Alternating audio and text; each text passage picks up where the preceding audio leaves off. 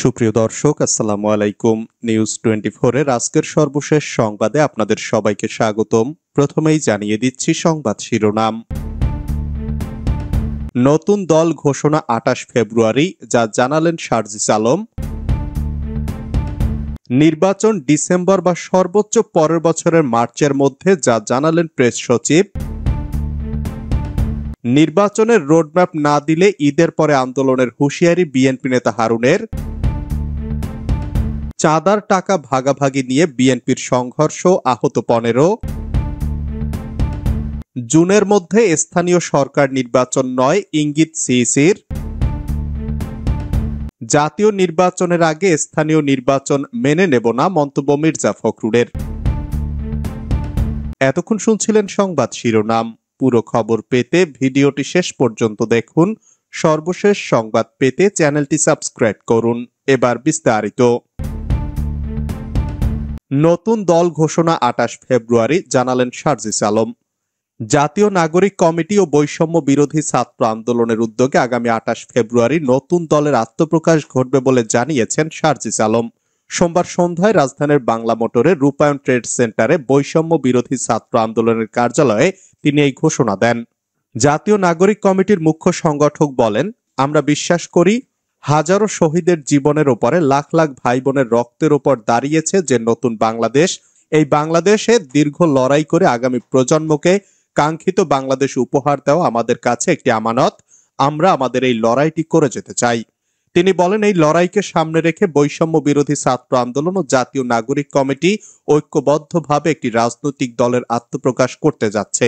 তিনি বলেন, আগামী 28 ফেব্রুয়ারি বিকেল 3টায় জাতীয় সংসদ সংলগ্ন মানিক মিয়া এভিনিউতে আমাদের নতুন রাজনৈতিক দলের আত্মপ্রকাশ করতে যাচ্ছি। সাম্প্রতিক সময়ে ছাত্রদের রাজনৈতিক দল নিয়ে ব্যাপক আলোচনা চলেছে। নতুন এই দলের শীর্ষ নেতৃত্বে কারা থাকছেন তা অনেকটাই চূড়ান্ত হয়েছে।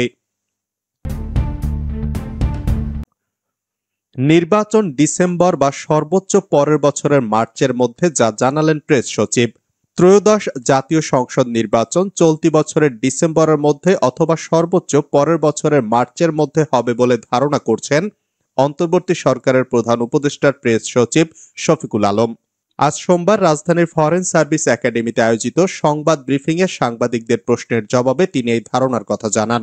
নির্বাচন সংক্রান্ত প্রশ্নের জবাবে প্রেস সচিব শফিকুল আলম বলেন, এটি নিয়ে অনেকবার কথা হয়েছে। অন্তর্বর্তী সরকারের প্রধান উপদেষ্টা অনেক উপদেষ্টাও কথা বলেছেন। প্রধান উপদেষ্টা আগে দুটি সময় বলেছিলেন, একটি হচ্ছে রাজনৈতিক দলগুলো যদি কম সংস্কার চায় তাহলে ডিসেম্বরের মধ্যে নির্বাচন হবে, আর যদি তারা চান যে আমরা আর কিছুদিন থাকি সেক্ষেত্রে উনি বলেছিলেন প্রথমার্ধে 2026 সালের হবে। কিন্তু এখানে একটি বাস্তব বিষয় হলো এপ্রিল মাস থেকে কালবৈশাখী ও ঝড় বৃষ্টির সময় শুরু হয়ে যায়। এপ্রিলের পর আবার জুনে বর্ষা শুরু হয়ে যায়, ফলে ওই 3টি মাস নির্বাচনের জন্য অতটা উপযোগী না। সেজন্য আমাদের ধারণা নির্বাচন ডিসেম্বরের মধ্যে হবে, নতুবা সর্বোচ্চ মার্চের মধ্যে হবে।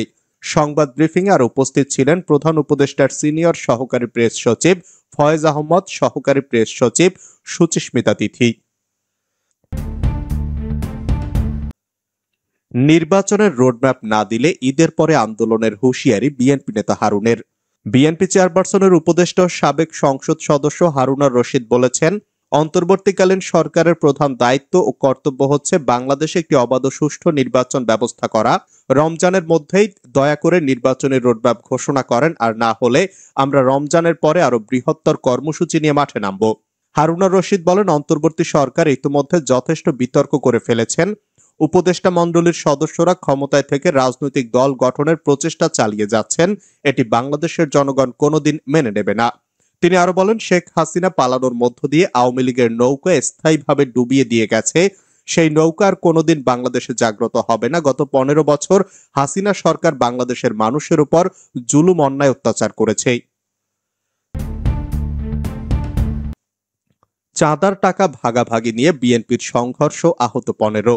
পাবনার নগরবাড়ি ঘাট এলাকায় আধিপত্য বিস্তার ও চাঁদার টাকা ভাগাভাগি নিয়ে স্থানীয় বিএনপি সমর্থিত দুই পক্ষের সংঘর্ষ হয়েছে। সংঘর্ষে বেড়া উপজেলা যুবদলের আহ্বায়ক সহ উভয় পক্ষের 15 জন আহত হয়েছে। আহতদের মধ্যে গুরুতর আহত 4 জনকে পাবনা জেনারেল হাসপাতালে ভর্তি করা হয়েছে। সংঘর্ষ চলাকালে কয়েকটি মোটরসাইকেল ভাঙচুর ও অগ্নিসংযোগ করা হয়। বেড়া উপজেলা বিএনপির সাবেক অর্থ সম্পাদক শরীফুল ইসলাম মিন্টু ও বেড়া উপজেলা যুবদলের আহ্বায়ক রাজ্জাক ফকির গ্রুপের মধ্যে এই সংঘর্ষের ঘটনা ঘটে।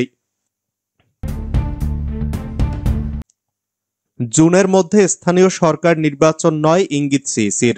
আগামী জুনের মধ্যে স্থানীয় সরকার নির্বাচন করা সম্ভব নয় এমন ইঙ্গিত দিয়েছেন প্রধান নির্বাচন কমিশনার এএমএম নাসির উদ্দিন। তিনি বলেছেন, আমাদের লক্ষ্য ডিসেম্বরে জাতীয় নির্বাচন করা। এ লক্ষ্যেই ইসি জোরে সোরে প্রস্তুতি নিচ্ছে। সোমবার আগারগাঁওয়ের ইটিআই ভবনে নির্বাচন কমিশন নিয়ে কাজ করা সাংবাদিকদের সংগঠন reporters forum for election and democracy নতুন কমিটির অভিষেক ও বিদায়ী কমিটির সংবর্ধনা অনুষ্ঠানে প্রধান অতিথির বক্তব্যে তিনি কথা বলেন। আগামী জুনের মধ্যে সব স্থানীয় সরকার নির্বাচন করা সম্ভব। স্থানীয় সরকার সংস্কার কমিশন এ পর্যবেক্ষণ দিয়েছে।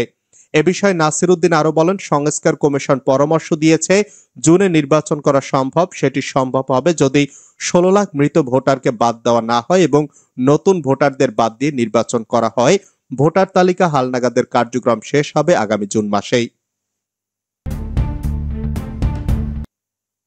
জাতীয় নির্বাচনের আগে স্থানীয় নির্বাচন মেনে নেব না মন্তব্য মির্জা ফখরুলের। তারেক রহমানের নেতৃত্বে নির্বাচন চেয়ে বিএনপির মহাসচিব মির্জা ফখরুল ইসলাম বলেছেন, জাতীয় নির্বাচনের আগে দেশবাসী স্থানীয় সরকার নির্বাচন মেনে নেবে না, বিএনপিও তা হতে দেবে না। বিএনপি 15 বছর সব ধরনের হত্যা, খুন, গুম ও হুমকি ধমকি উপেক্ষা করে রাজপথে আন্দোলনে সক্রিয় ছিল, এখনো আছে। যতদিন দেশের মানুষের ভোট ও ভাতের অধিকার নিশ্চিত না হবে, দেশে গণতান্ত্রিক সরকার প্রতিষ্ঠিত না হচ্ছে, ততদিন বিএনপি রাজপথেই থাকবে। সোমবার ধামরাই পৌর শহরের যাত্রাবাড়ি মাঠে ঢাকা জেলা বিএনপি আয়োজিত এক সমাবেশে প্রধান অতিথির বক্তব্যে সব কথা বলেন তিনি। জুলুমের বোঝা এখনো ঘাট থেকে নামেনি মন্তব্য জামায়াত আমিরের। সরকারের কাছে নিজেকে গ্রেপ্তার করে কারাগারে পাঠানোর দাবি জানিয়েছেন জামায়াত ইসলামের আমির ডাক্তার শফিকুর রহমান। সোমবার সকালে শরীয়তপুরের ভেদরগঞ্জে এক পথসভায় এ দাবি জানান তিনি বলেন, পরিবর্তিত বাংলাদেশে এখনো জুলুমের বোঝা ঘাট থেকে নামেনি। জামায়াত নেতা আজহারুল ইসলাম আওয়ামী লীগের জুলুম নির্যাতনের শিকার হয়েও এখনো কারাগারে। দ্রুত তাকে মুক্তি দেওয়া না হলে নিজেকে কারাগারে পাঠানোর দাবি করছি। দেশের স্বার্থে সবাইকে ঐক্যবদ্ধ হওয়ার আহ্বান মির্জা ফখরুলের। বিএনপি মহাসচিব মির্জা ফখরুল ইসলাম আলমগীর বলেছেন, আমরা ইতোমধ্যে লক্ষ্য করেছি যে স্থানীয় সরকার সংস্কার সংস্থার সুপারিশগুলো জনগণের প্রতিনিধিত্বের মৌলিক ধারণার বিরুদ্ধে যাচ্ছে, আইন শৃঙ্খলা অবনতির দিকে যাচ্ছে। হ্যাঁ, আমরা একটি ট্রানজিশনাল পর্যায়ে অতিক্রম করছি, তবে চলুন আমরা এই পরিবর্তনকে দীর্ঘায়িত না করি, দেশের স্বার্থে জাতীয় নির্বাচন বিলম্বিত না করি, দেশের স্বার্থে আবার ইউনাইটেড হই। সোমবার ভোরে নিজের ভেরিফাইড ফেসবুকে এক স্ট্যাটাসে বিএনপি মহাসচিব এসব কথা বলেন।